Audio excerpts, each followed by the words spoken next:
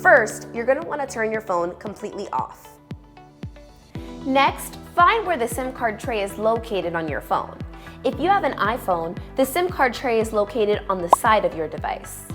For most Android phones, the SIM card tray can be found on the top, bottom, or side edges of the device.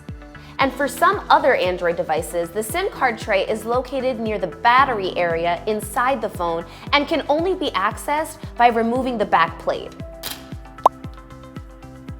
Once you've found the SIM card tray, go ahead and pop it out.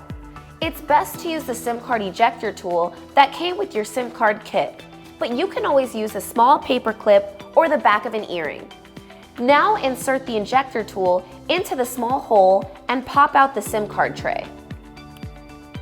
Now gently remove the SIM card tray and gently remove the old SIM card. Now you've successfully removed your old SIM card, but don't throw this away just yet.